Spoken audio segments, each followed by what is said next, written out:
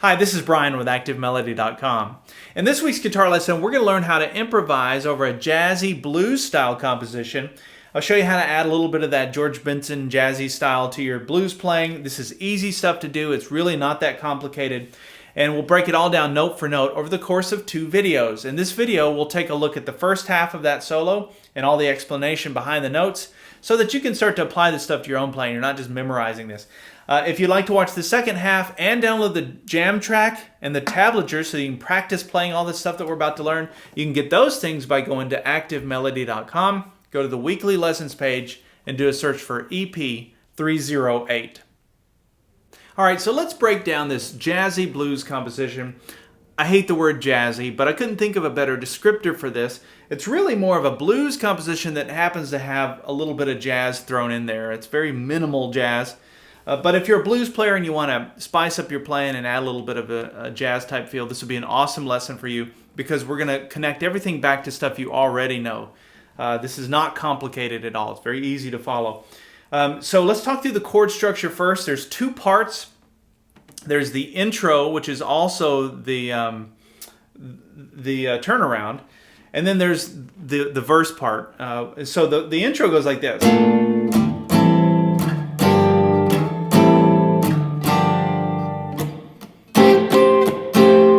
So that sounds complicated, but we're going to play a very simple part over that. And so those chords, that's a B flat major 7, B flat major 7, and then we go to an A minor 7, a G minor 7, back to the A minor 7, back to the G minor 7, and then we go to that A7 sharp 9. Some people call that the Hendrix chord. Hendrix would use that in a song like Purple Haze, for example, in the intro. Actually, he did that in the key of E. Actually, he did that in E flat because he tuned everything down. But anyway, all of that's the intro. And then there's the verse part, or the second part. And that modulates between a D minor and a G7. So you've got a minor chord going to a major chord. Back and forth between minor and major. I love to improvise over the minor chord to a major chord. I feel like I can just do it forever. And you're going to get a lot of great ideas as we go through this. So all of this is in the key of D minor. So what that means is most of what we're going to be playing is the D minor pentatonic scale. So that should make a lot of you feel a lot better already, knowing that this is going to be a lot of familiar territory. It's not super complicated at all. All right, so the first technique I'm going to show you is a huge takeaway. This is something that is, if you want to jazz up your playing, is an easy technique to use. I always think of George Benson when I hear this.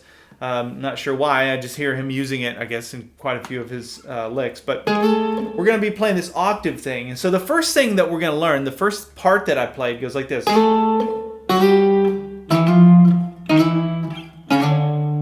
And so that's happening as the chords walk down like this.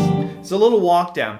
Now that's a scripted part. That means I did not sit and improvise that. I actually sat and wrote a part. And so you can kind of remember that as a guitar player.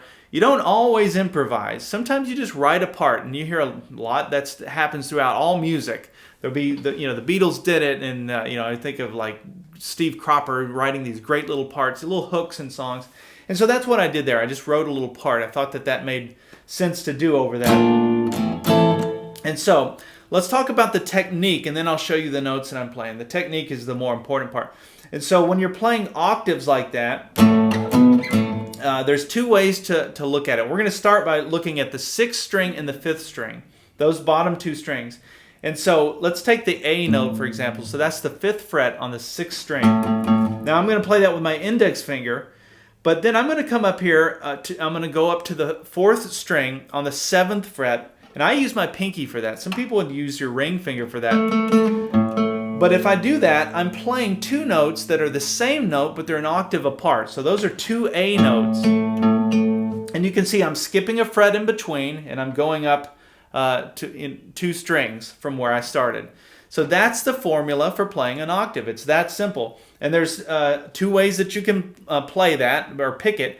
I use hybrid picking sometimes. And so that's where I'm picking on the 6th string, and then I use my ring finger to pluck on the 4th string. And I just do them both at the same time. The other way that a lot of people do this is using your pick. You just play it like you would a chord. And you're letting your index finger mute that fifth string. It lays across it and just barely touches it enough to mute it. It's really easy to do. All you have to do is just arch your finger a little bit and let the edge of the underside of your index finger touch that string there. So that's an octave on the sixth string. Now you can play that anywhere. So wherever your index finger is, that's the note. So if you wanted to play a G note, you just put it down there on the sixth string, and then this finger always just trails behind. The same is true on the fifth string. So I can take that up a set of move that up a string, everything up a string, and now I'm playing a C note. But I'm playing it in octaves. I've got a C and a C, or a D and a D. So now you know how to play octaves on the sixth string and the fifth string, or at least letting that be your root note as on the sixth string or the fifth string. Now this pretty much the same thing is true when we move up to the fourth string. The difference is where your pinky is, you're going to slide it up one more. So now there's 2 frets in between these fingers. So now you would play, it's going to sound like that. All right, and that's also true if we slide it up so that your root note is on the third string. So you'd be the third string and the first string now. So there's those same 2 frets. So just remember, when you're putting your note down on the third string or the fourth string, you're going to have 2 frets in between. If it's on the fifth string or the sixth string, you're only going to have 1 fret in between. It's that formula that works throughout the entire neck. So what does that mean for you? That means that any note that you play in any scale, for example, you can now find its octave. So if you were at a blues jam and the song was in the key of A and you were playing the A minor pentatonic scale, playing pattern 1, sort of home base for a lot of us, instead of playing single strings now, remember we're at the bottom of the pattern, now you can play octaves. You can play, and you can work those in.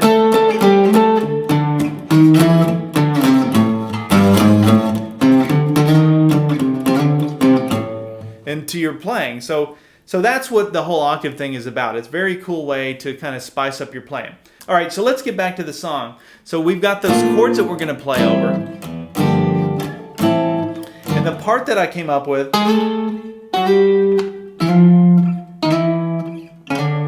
sounds like that. And what I'm doing is I'm walking down the natural minor scale. That's what those notes are. It's D minor, the D natural minor scale.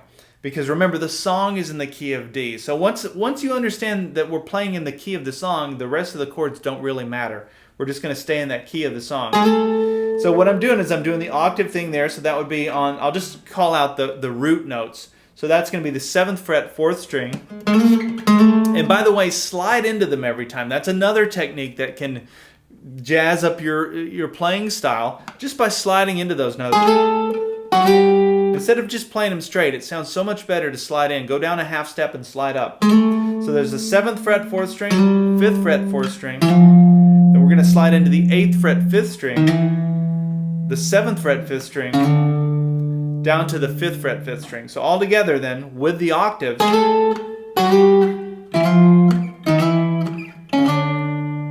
sounds like that, right? Now, the next part is where I played the A7 sharp 9. And what I played there was,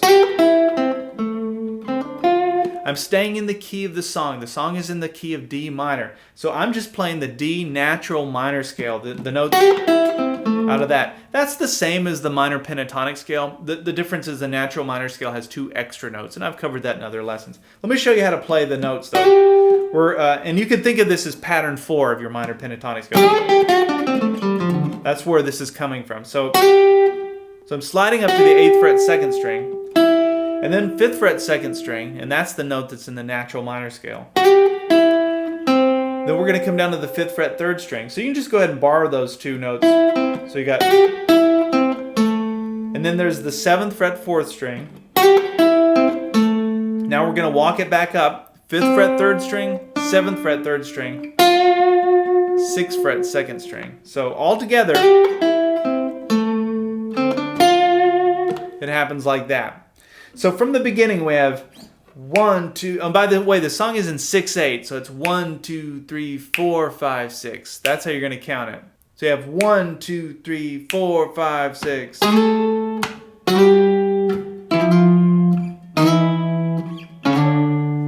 4, 5, 6. Okay, now this is where we're into the meat of the song, that modulation between the D minor 7 and the G7. So right now we're over the D minor 7. And so what I played was, and all that is, if you look at that, I was just playing the D minor chord. So I'm playing the top, so if you play the D minor chord, and where these 3 fingers are making the A minor shape, if you were to slide them up and bar there on the 5th fret, I don't need the full chord, I'm just playing strings 1, 2, and 3.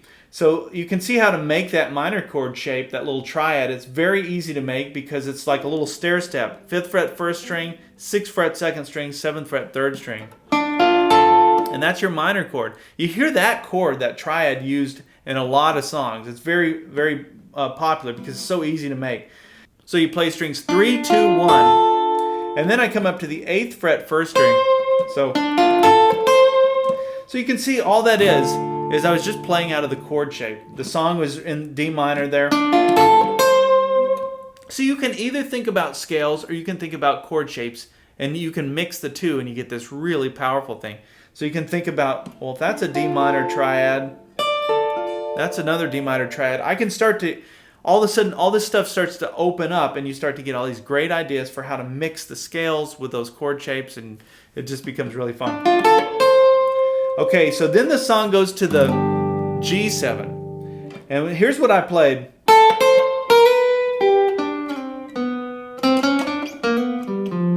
Now it sounds complicated, but this is going to totally make sense when I break this down. So we go back to the 5th fret 1st string, back to the 8th fret 1st string, and then watch this. Look at these notes. There's your triad. It's a G chord. So I knew the song was going to a G there. So if you play a G chord like this and you come up here and play the D chord shape, but you're playing it up here so that your middle finger and your index finger are on the 7th fret, strings 1 and 3, that's a G chord. And so that's what I was picturing, that chord. And that's why those notes worked. And now I slid into that first one. So that started there on the 6th fret 1st string. I slid up to the 7th fret 1st string. 8th fret 2nd string, 7th fret 3rd string. Okay, let's take it from.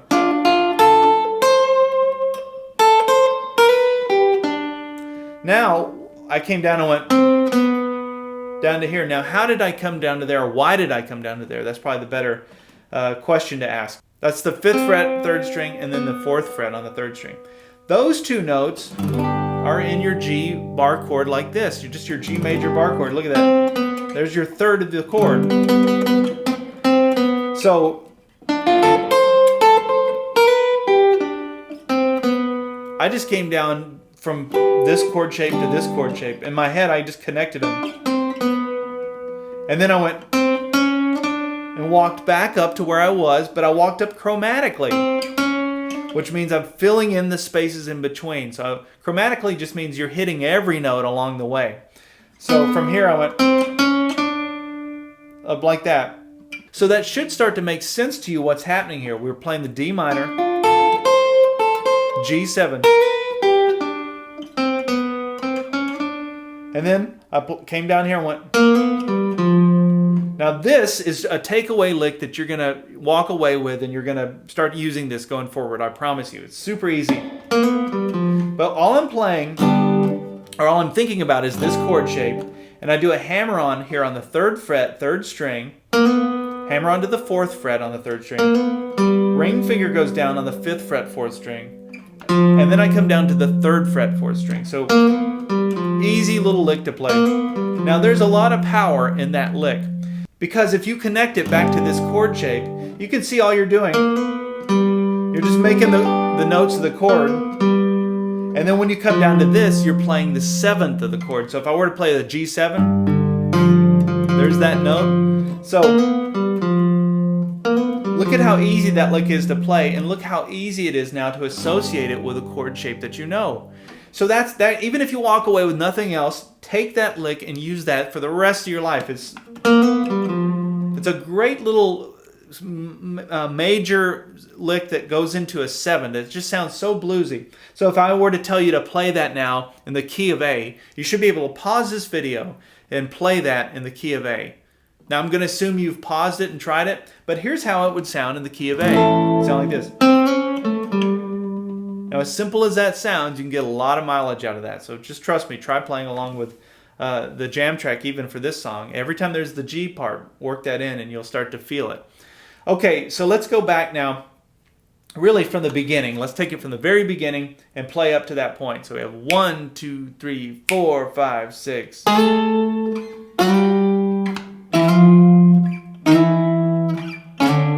3, 4, 5, 6.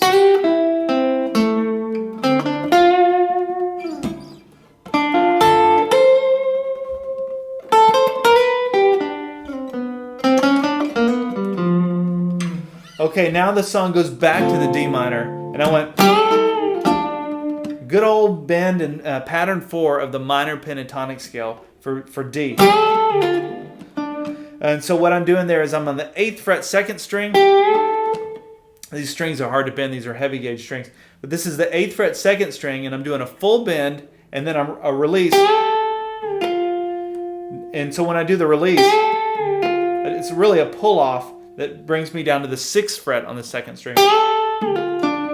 And then I come down to the 7th fret 3rd string. And those notes are all in pattern 4 of the minor pentatonic scale for D. So that's where I went. When I knew the song goes back to the D chord and I was already in this position or the G, I just came right up here and played that lick. All right, so after that, then I played, and what that is still pattern 4 of the minor pentatonic scale for D, but then we're going to walk down to this note, which is in that scale, but that's where the song goes to the G, and that note is in the G chord, and so it works really well. Let me show you how to do it, and it'll start to make sense. So it's the 7th fret 3rd string. We're going to do a hammer-on pull off between the 5th fret and the 7th fret on the 3rd string, and then another hammer on to the 7th fret 4th string. So I'm just picking that once, and then I come down with my ring finger to the 5th fret 4th string. So we have, and as soon as I hit that note, that's where the song switches back to the G chord. And then after that I went, so the song stays in the G chord, and I came up here because I was thinking about your G chord shape up here. So to play that, I'm sliding with my ring finger now from that 5th fret 4th string where we were, sliding back up to the 7th fret on the 4th string. Index finger goes down the 5th fret 3rd string, and then sliding up to the 9th fret on the 4th string. This time my index finger goes down on the 7th fret 3rd string. So you have. All right, so let's back up and play from the D minor chord. We'll start from right where the verse starts. We'll skip that intro part. We'll take it right from there. So we have 1, 2, 3, 4.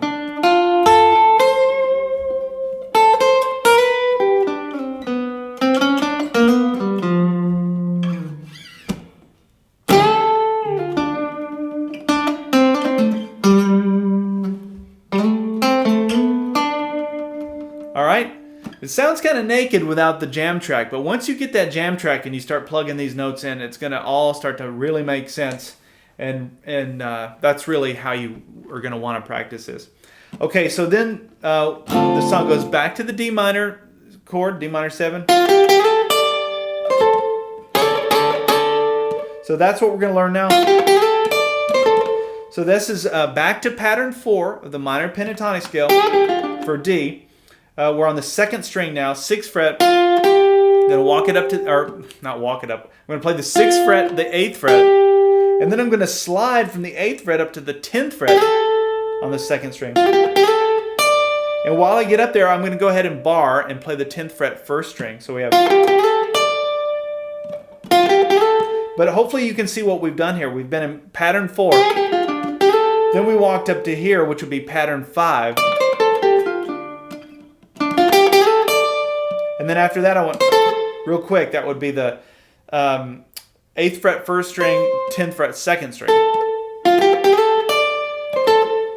And then I played this 2 or 3 slides there, and I'm just using my ring finger since it was already in position there. And that would be the 10th fret strings 1 and 2.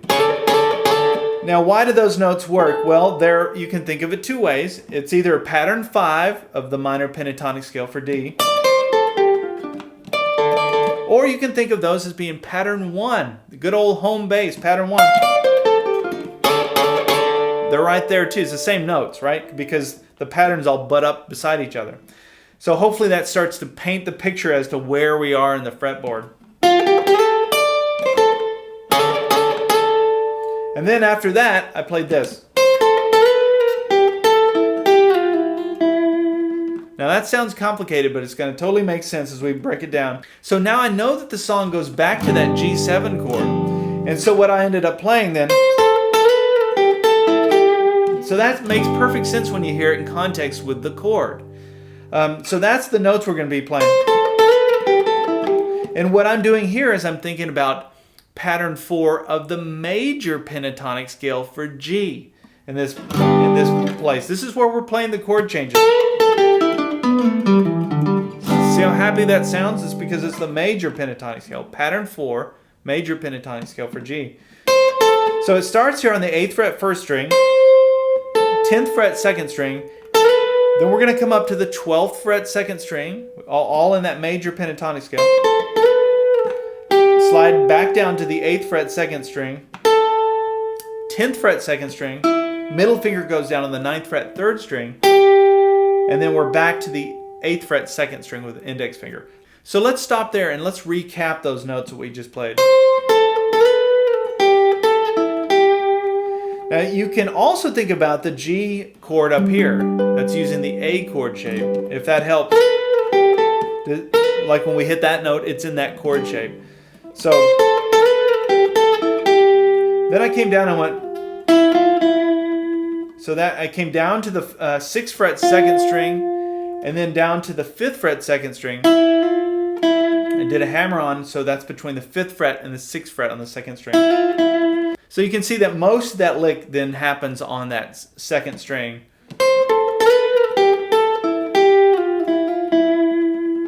Okay, I'm actually going to end this video there. That's a lot of information that we've gone through. And then in the part 2 video, we're going to go through the second half of this. This is a lot of information that really makes sense when you put it in context. So I can't stress enough, if you're not a premium member, you should really look into that and look at getting those jam tracks. You've also got the slow tab viewer, the on-screen tab viewer, which is interactive, so you can loop sections and do all this really cool stuff with the technology. Okay, let's back up and play all of this one more time. We'll play it up to that point, and then I'll see you in part 2 and we'll learn the rest. So here we go. 1, 2, 3, 4, 5, 6.